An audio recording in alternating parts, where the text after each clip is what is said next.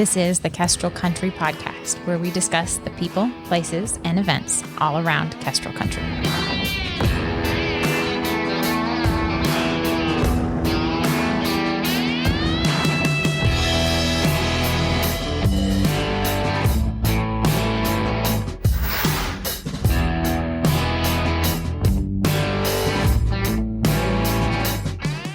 So I'm afraid I've got some bad news for you on this podcast. I believe I deleted our audio file because I cannot find it anywhere when I was trying to get ready for the next recording of a podcast. So as a result, we have the audio from our video recording pulled out, which is not as high a quality, but at least we still have content. The only really bad part is it cuts off at the very end. So we're missing the last little chunk of the recording, but we have most of it for you, and it's still worth listening to because Megan had so much good advice. So sorry about the ending, and enjoy what we do have.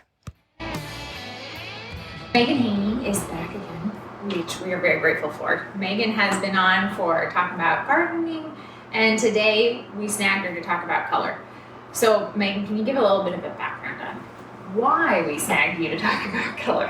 Well, probably because you know my daughter. Well, there's that. There's that. She snagged you to get you to talk about color. And she knows how much fun it is for me to talk about color. Interesting. I love color, and I love how color makes people feel, and I know it makes a big difference in their life. Mm-hmm. It's another aspect of beautifying that's crucial for and maybe, enjoyment. I think maybe it'd be helpful. I don't think we've ever talked about your background as a nurse or a little bit further back. And I don't know if that plays part into color, but you've been dealing with how people feel than you would as a nurse. It's true. And there was an operating room that made me feel really sick to my stomach. And I realized after a while it was because it was the worst acidy, greeny, pukey 1950s tile. Oh. Anyway, That's terrible. Yeah. So, okay, back. A little background about you. Mm-hmm. I have my nursing degree, and I was a labor and delivery nurse, and a special care nursery nurse, and a postpartum nurse, and I also taught underprivileged folks in a Medicare clinic on the south side of Chicago, which is a lot of really fun stories. Yeah. But then I got married and had some lovely children and started having homes to live in a lot, like all of the moms with young kids, you know. And when you're in a home for a long time, and all day, what's surrounding you actually makes a difference. Yeah. So when I had an ability to improve that or think about how do you improve it, I just started learning for myself. Yeah. So where were you living when you got married? We were in Des Plaines, Illinois, also known where the O'Hare Airport is. Okay. Yeah. Perfect. Yeah. And then from there, you bounced around a teeny bit, or more than that. Then we lived in hotels for a little bit in Connecticut. I was excited. And then I was pregnant with Ani with morning sickness. I would run down to get the waffles. Oh. Anyway, that was quite the experience. Stefan was business consulting. And then he got a job out in Seattle, and we moved permanently and lived there for 17 years, and we had 3 different homes there. Okay. Yeah. And then Moscow, you've had a couple already too. I have. We did. We moved into a littler house to get here, and now we have a house we've been in for a year. Yeah. Okay. So lots of different opportunities for you to mess around with color. Yes. And then my other background is that my grandfather was a house painter for all of his life, and his brother, 2 Dutch brothers, Jim and Hank Leersma. Some of my favorite memories are seeing his hands stirring paint. I just know what his hands look like. Mm-hmm. And so my brothers, as you know, Mike and Luke, both painted. Luke in high school and college, and then Mike professionally now. And so we all like to think about paint color and paint, and it's kind of like what we dabble in. Mm-hmm. That's awesome. Plus a lot of experience knowing what kinds and brands and all of the things, which is fantastic, because paint is overwhelming. Yeah. Oh my goodness, yes. Just go look at the whites. Oh, whites yes. alone. White is complicated. Make a huge difference too. One white is not like another. No, and it's not a cheap investment. Once you've actually made it to the paint store and you get your paint mixed, and then you bought the gallon and you come home and you put it on the wall, and it's the wrong thing. And it takes time. It does. And to paint. Mm-hmm. And then if it's not great, it can be very discouraging. Right. I would like to eliminate that for as many people as I can. Absolutely. That would be able to find the right color and feel more confident in it, and then not waste any money. Yeah. Well, and moody colors have become popular, Yep. and the colored cabinets switching out from, gray, which was popular a couple years ago. So, how do you approach it? So if you are coming into your new house, you just bought a house, any size, where do you start? First, I start with, what colors do you like? I think everyone has a natural part of God's palette they're attracted to. And you should think about that. Yeah. You should think about, what colors do I like to be surrounded in?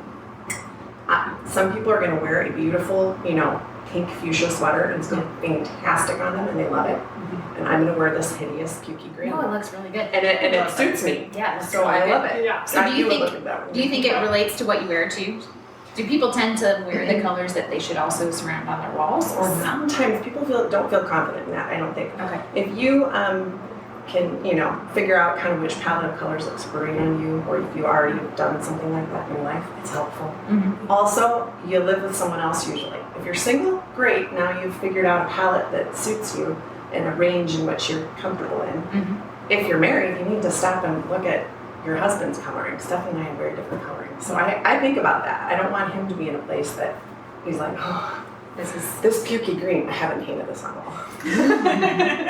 It makes me not feel great. Yeah. Yeah. So I think starting with yourself, I crack up. If you have no idea about colors and colors that look good on you, there's an Instagram called Red Leopard UK. What? And these ladies they're older ladies, and they throw that old color, scheme. I don't know what it was originally called. They throw pieces of fabric over these people, and then they rip them off, and the light changes. Right. And you can see how some people, a certain set of colors make people shine, and the other colors make them look a little dead and gray under their eyes and everything. It just blends everything together. Yeah. It's true. So it's a funny place to start, but I really think it matters. Okay. On the outside of a house, you don't have to worry about it as much, but if you're going to be inside a house and in that space, if you are a person who looks great in clean whites, you're going to want a more pure white and not a creamy white that's super warm. You need a little something you want it to be a little warm. If you're in a white house, you can't have it be too stark or it just will feel cold. Yeah, that makes sense. But something like Simply White, that's clean white, but not too warm. And Simply White is by which paint brand? Okay, I'm going to just work in the world of Benjamin Moore and Farrow and Ball. Perfect. And Benjamin Moore can mix Farrow and Ball for you. They can. And sometimes I have to tweak it a little. So if anybody wants a Farrow and Ball color and they're not sure if Benjamin Moore's going to match it, I'll meet you. Me and Wyatt will work it out. Speaking of, I want to throw out the color. I asked Megan, I was remodeling my dollhouse, and I asked her. Which I thought was awesome. So starting really small with the color exploration. But it was a blue. And what was the name again? Stiffkey. And I got it done at Benjamin Moore, and it's a fantastic color. It's fantastic. Anyways. I think one of the things people do is they go to the paint store and there's a huge wall of color. And there's so many things to pick from and they don't know where to start. Yeah. Farrow and Ball has a nice little tiny palette of there it is.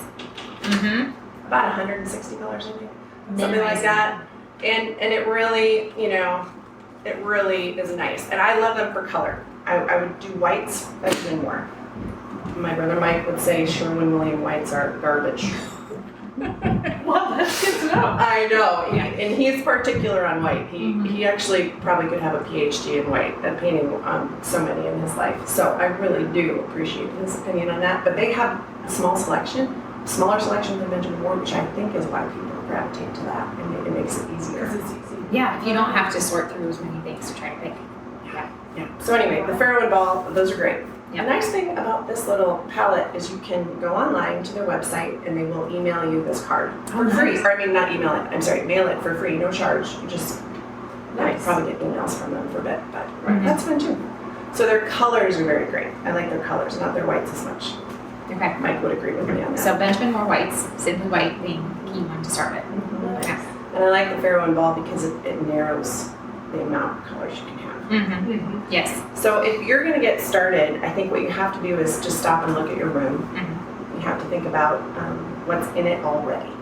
So where do you start? Do you start with a rug? Do you start with a piece of furniture? What's your go-to? Well, it depends on which direction you're going, but you're going to have the light affect the color, and you're going to have the floor color affect the color. So if there's a rug on the floor, it's going to reflect, it's going to change color. There's a, you're going to have everyone likes to look online. Yeah. And it's a great tool to see a color in a bigger space. Yeah. But you have to take into consideration, unless you can see it in 6 different lights, you might not get a great idea of that particular color. So go ahead and look up the color or find a color on a Pinterest and find out what its name is and what it is. Ooh, great, it happens to be Benjamin Moore color. I can go to the store and maybe get a sample of that and see. But what happens is there's a perceived color and an actual color. So the actual color is whatever the name of the formula is, and then there's the color you're gonna perceive in your house. So you have to try to sample it. You can't just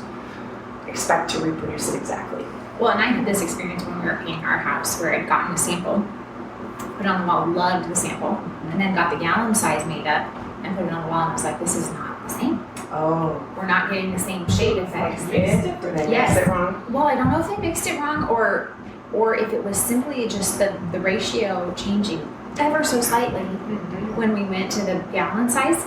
And so then I had to mix it until we could get it back to look like the sample. So they adjusted it and I love it. But it took some tweaking because it wasn't the same. Yeah. I painted this color, pale oak. It's a nice kind of greenish brown. It's somewhere, it's a warm beige. We'll call it greige, right? And I painted it in a house and I loved it. It was fantastic. It was cozy and it worked beautifully. And then we moved and I had to think of a color fast for another space. And I thought, well, I love that color. Yeah. And this is how I learned the hard way. And the floor in that house was red. It was a cherry floor and it completely changed the color. It looked like a cold gray. So you don't have to, it doesn't have to be horribly difficult, but you do have to kind of think about, is this room facing on the north? Also, what time of year it is.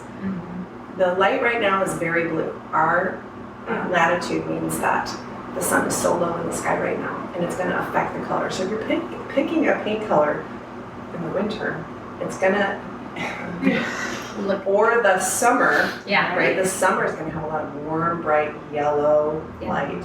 It's going to change the color. And colors can look good through all of that. Yeah. You just kind of have to go, oh, this color's a little already cold for me, and I'm picking it in the summer when it's super warm light. It's going to feel colder in the winter. And we have a long winter. So you want to think through it. Very long. We do. And of course you put paint. Mike would say, never paint a color sample on top of another, on a wall that already has a color on it. Because you're going to change it. Yeah.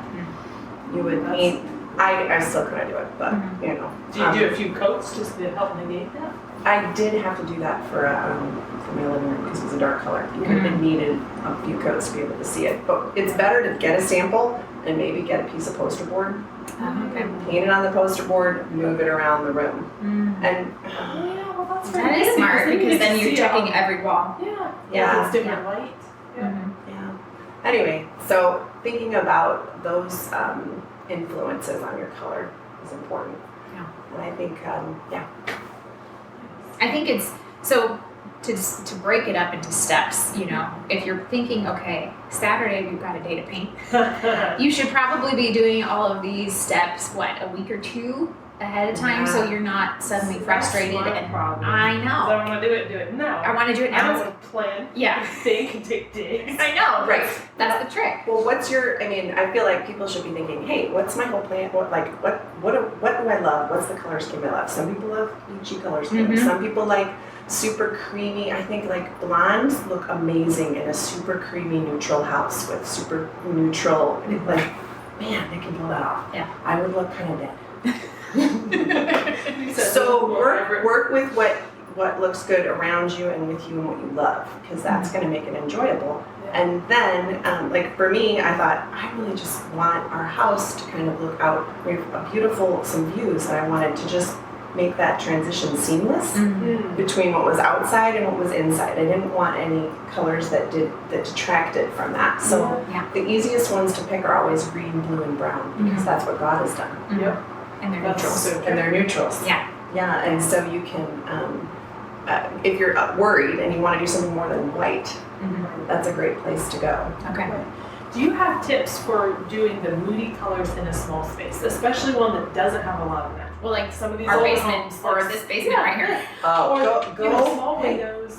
go for it. Yeah. I really love a cozy color, and especially in a smaller room. I mean, a great place to try it is in a bathroom, because you're only in there for a hot second, right? Right. So you're not going to be standing in like a guest bathroom for hours and thinking, oh, I'm tired of this color. So like a half bath basically versus like I'm putting Yes. my makeup on in here. Thanks, yes. And so I just think, hey, have fun. The thing I think most people, and I'm going to attribute this to Anna Edwards, most people will go to the store and they will look at, I want purple. Let me get a sample, an example here. Yeah. And they go, oh, I want purple. So they look for cards with purple, right? Oh, this one's really purple. This is so fantastic. I want a purple bathroom. Yeah. This is going to blow your mind out. This color. It's going This to, one. even though it looks kind of muted Yeah. and kind of quiet, when you put this in large scale, it's going to blow. You're just going to get tired of it so fast. So Yep. here's my hot tip if you want a color. You need to go to what I call it's like the black and gray section of a moody color at Benjamin Moore. Go to the black and gray section and get something, and I might have missed this one when I was picking them all. So this is not the black and gray section. This is a green there, okay? But what you want to do is get one that looks just barely, oh yeah, Amazon green is nice. Wait, this is not the right section, guys. Oh, it's okay. It's okay. But here, I'll show you this. I'll just fan this out. Yeah. These are all in that section. These are all colors that are quiet. Mm-hmm. Uh-huh. There's color there, and when you paint it in large, you're going to be thankful for the color. But when you go to pick, try to look for something that has a hint of the color and doesn't blow your mind out, because you will see way, way, way too much color on the walls. You can see the differences here, right? Here's a purple. This will play purple on the wall. Do I paint with these? No, it's a simple gray. And this is going to be a lot of blue. Yes. Yeah. Even more so. I almost would go for something more subtle than this with a lot more gray in it. But back to what Anna said, every color looks better with a little dirt in it. And dirt from your local area. Oh, wow. Do you know what the How color do looks you like? achieve That's that? interesting. Yeah. How do you get that? You look at your dirt. Well, you look at your dirt, and our dirt, if I think about just the clay in our dirt, it's a very tannish yellow kind of clay, whereas in Australia, it's very red. Utah. Utah, Yep. super red, Yep. or Arizona. Yep. So a little bit of mud in the paint, or an umber, or a little bit more drops of gold. Like I'm currently working on a color. Actually, it's this one. Yes, I need to make this less vibrant Mm-hmm. and more.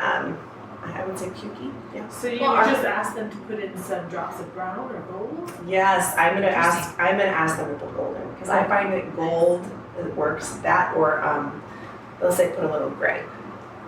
The best thing is to try to just get a color that you really like that's quiet. That's If you want to tweak it, Mike Jankovic is the king, but I couldn't get him to come on the podcast. He really, Yeah. I'll be like, okay, we need to push it this way. Yeah. And he's like, okay, we're going to do this drop of this and this and this. And it works, so it's really fun. Oh, that's so Well, nice. you know what that makes me think of? So my dad's an artist and he paints a lot, but he paints a lot of Palouse, you know, because we live here. Mhm. And he got commissioned to do a lighthouse on the East Coast, so in Florida Lighthouse. So all of a sudden it was palm trees and that green that he was working through to find the right green that was not our greens. So it was really fascinating to try to, and he consulted with Forrest Dickinson, I think, on that, like on a green pick, because just that change, and it made me think, yeah, you're right, our greens here, or the muddiness of whatever our dirt is fascinating. You know.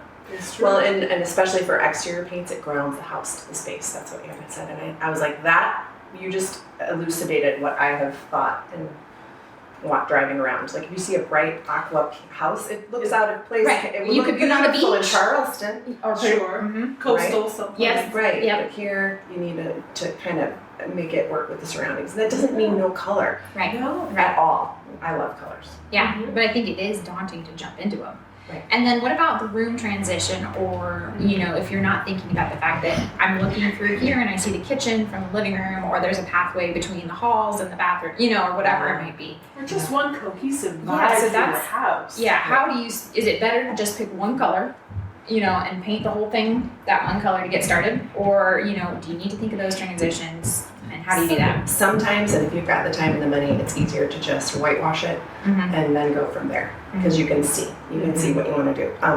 I think that taking the time to go, what do I really want to do? Yeah. And what are the colors of the floor? And do I actually need to paint my ceilings because they're so dirty? Or they're beige. It's remarkable how many ceilings in this town aren't white. I don't know what happened in the 2000s, but no, it's true. Or it's kind of a fleshy tone, you know, and itchy. And so if you're in an apartment or a rental, I think there's a fleshy tone that's frequently used. We were in one, and because I got it, I removed wallpaper with approval from the place, and then they gave me the paint to paint, and it was kind of this color. You're like, oh, this is not a happy color. I think if you're going to go for a whole house scheme, you should do 60-30-10. Okay, so what's that? So 60 is basically your percentage of the main focus. Like, okay, you look at your face, 60% of it is neutral, right? You have just your skin. Right. Then 30%, so I was thinking about this as I put on my makeup today. 30% you're putting some color on, right? You got some color in your cheeks. You got maybe mostly you're doing some bronzer, and you're kind of adding a little bit of dimension. Then you've got your eyes, and that's about 10%.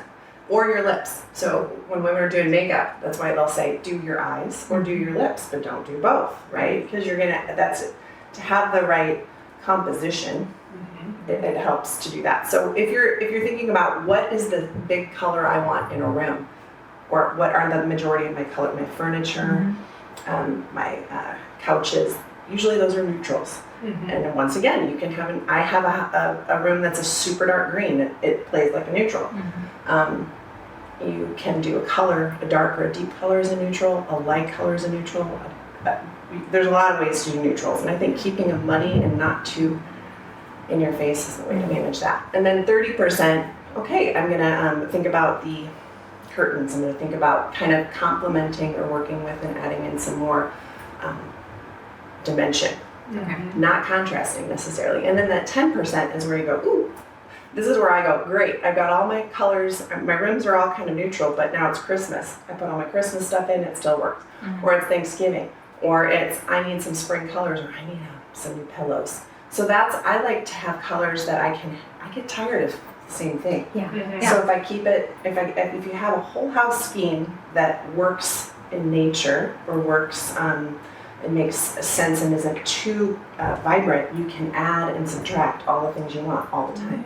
And I think that's why a white house was really popular for a while, because it took that element of trying to figure that out, and then you could play with a lot of different colors and a lot of different things and change them out. Yeah, every seasonal thing works on white. I think the makeup analogy is really helpful, because it brings it into a small proportion, and most women are already dealing with that. Pretty well versed. Right, you're used to that, and then just start thinking about that. I think that's super helpful. Yeah. And approaching a room. Yes. Think about it that way, and just think about what you already have in there. Because sometimes you could be like, well, I have this black table, or you have something that's a neutral that you don't necessarily know if it'll work.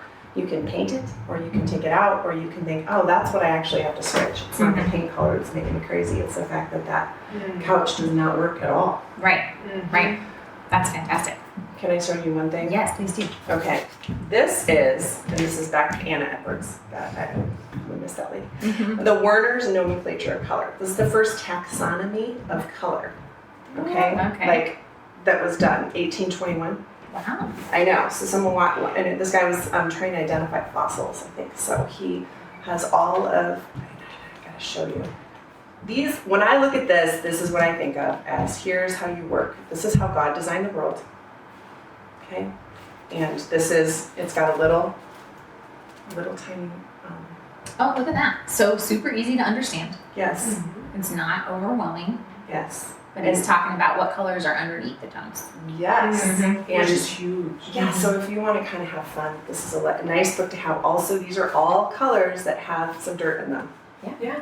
Does that make sense? Yes, it does make sense. They're pigmented from their actual in nature. They have the pigment of being natural colors. Yeah. Isn't this fascinating? And then the description, like what does that say it is? Velvet black. And then it's mole, tail feathers of black cock. Yeah. Yes. Which then you can very much picture a bird. Yeah. Yes. Then look at these no are not shortage of boring. color. No, not at all. No. Oh, it's fantastic. Yeah. So I feel like this is a sweet little reference. If anybody wants to borrow this, Oh, okay, yeah, not that's too great. bad.